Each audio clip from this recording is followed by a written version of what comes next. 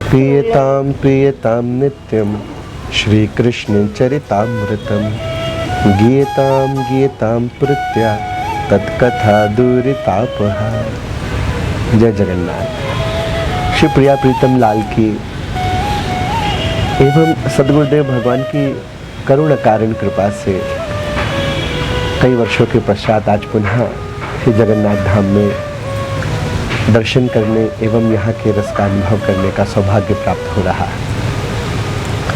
भक्ति हमें जीवन में कहाँ तक ले जा सकती है, अगर इसका अनुभव एवं दर्शन करना हो तो आप यहाँ आए। अक्सर ये कहने सुनने को मिलता है अलग अलग क्षेत्रों में कि परिवार में अगर आप उपस्थित हैं या परिवार में आप उत्पन्न होते हैं तो आपको बहुत सारा श्रेय मिलता है, लेकिन भक्ति आपको कहाँ तक पहुँचाती है, भक्ति का क्या फल है, ये आप जगन्नाथपुरी में आके यहाँ देख सकते हैं। यहाँ एक परम वैष्णव भागवत भक्त परम रसिक श्री विजय कृष्ण गोस्वामी जी, बोलो श्री विजय कृष्ण गोस्वामी जी की जय हो। कैसा रोमांच और कैसा रस होता होगा उन्हें, या कैसा दिव्य अनुभव प्राप्त होता होगा कि जब वो कीर्तन करते थे तो ऐसा भक्तगण वर्णन करते हैं कि उनकी जटाएं खड़ी हो जाती थी, शरीर में से पसीने की जगह शहद निकलता था। यहाँ आश्रम में जब आप आएंगे और अनुभव करेंगे कि जितने भी वृक्ष उनकी समाधि के पास में वो सब उनकी तरफ झुके हुए प्रणाम करने की मुद्रा में है। ये तो उनकी कीर्ति है, उनका भजन का, उनकी भक्ति का फल है।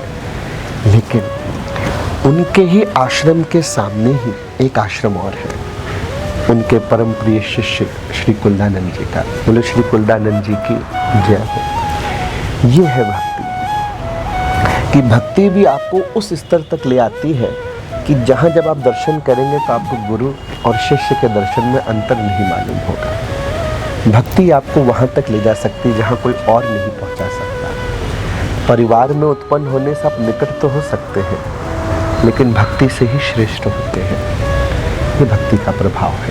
यहाँ आए, यहाँ दर्शन करें, यहाँ रहें और उनसे बार बार ये प्रार्थना करें कि हे भगवान, जैसे आपने भजन किया, जैसे आपने रस लिया, जैसे आपने उस रोमांच का अनुभव किया, हमें भी कृपा करके वो रोमांच, वो भक्ति, वो रस हमें प्रदान करें। जब आप मंदिर में जाएंगे तो कैसे चैतन्य महाप्रभु वहाँ दर्शन करते थे, बोलो चैतन्य महाप्रभु की जय हो।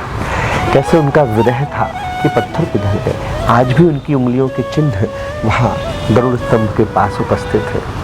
वहाँ से वो एक आँख के दर्शन होते हैं जगन्नाथ जी के, और वो वहीं से दर्शन करते। कैसा दर्शन हो सकता है, कैसा रसमय जीवन हो सकता है। हमारे गुरुदेव भगवान ने कहा ना, कैसा जीवन हो अगर श्याम हो जीवन साथी। आहा, सुन के ही सोच के ही कैसा रोमांच उत्पन्न होता है।